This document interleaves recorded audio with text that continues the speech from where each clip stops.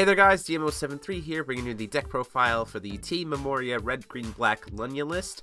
This is one of the variants of aggro that kind of pops up when you take Prisia out of the meta because of the ban list, and I definitely think that it is a very unique take, using the pings from Lunya to then make use of like Lethal Arrow and Demon Flame and other things like that. I think is really good, especially considering how it's just more mana efficient than say Mikage, who in this format might not be able to have enough to be able to leave up the will to be able to ping stuff with his own natural ability.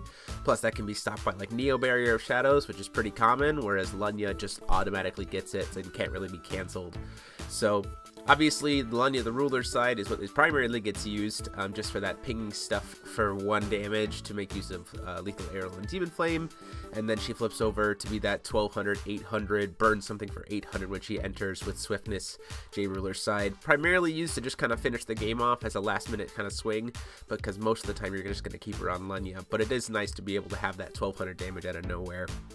Going into the stone base, we play 3 black red, 3 Black Silence for black green, 4 Blasting Waves for green red, and then 1 Ebon Home for another black red. I don't necessarily know if you have to use the Ebon Home. You could probably just play another Scorched Veils to avoid having to burn yourself, but I think sometimes you just remove a card from the top of your opponent's deck is enough value to make sense of that burning yourself for 3. Moving into the Resonators, 3 Tia's White Falcon, couples really well with Lunya for extra burn damage. Every time it swings, it essentially can ping something for 3 damage or hit your opponent for extra damage. Plus, when you have Tia, it can instantly kill something. Red Cap for that consistency and aggression early on. Tama for some draw power. Sylvia, because if you're playing aggro, you might as well play for Sylvia with her ability to stop things from blocking. Mad Boar is also another great addition because of Lunya, so it has that first strike, so if something has 800 defense, with Mad Boar you can ping it for 1 and then Mad Boar can finish it off without having to be killed. So definitely a lot of damage out of nowhere, especially for a 2-drop. If your opponent's board's empty, just hey, here's 7 damage for 2. Hoster for that 500 point swing has Swiftness when you have Lunya, so it's a 3-drop 9/9 that can just suddenly deal 500 damage to any Resonator you have to deal with because of pairing with Lunya. Really nice. Blazer as a repeatable offense option. Valentina, just in case you're gonna play a deck like Dark Tree. Dark Tree was pretty expected, so having a Lunya or a Valentina in the board really helps to make short work of that deck because you can just cycle everything back in.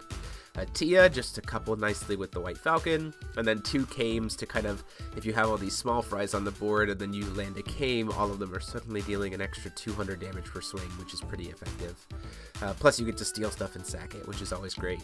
Moving into the spells, we run 2 Rapid Growth for extra pumps, 2 Lethal Arrow and 4 Demon Flames to help kill stuff when combined with Lunya, 3 Severing Winds, 2 Lightning Strikes for a little bit of additional burn, and then for some draw power we play 3 Blood Sprays to help refill your hand, because this deck can run out of gas pretty fast if you're not careful.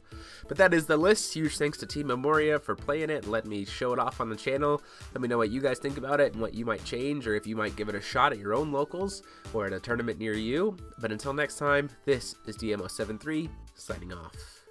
Huge thanks to the patrons of the channel. You see their names on the screen here, some of them, and the rest are down below in the description for their support of the channel and the content.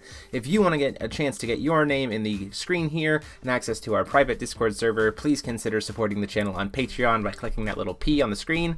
Thanks so much. See you next time.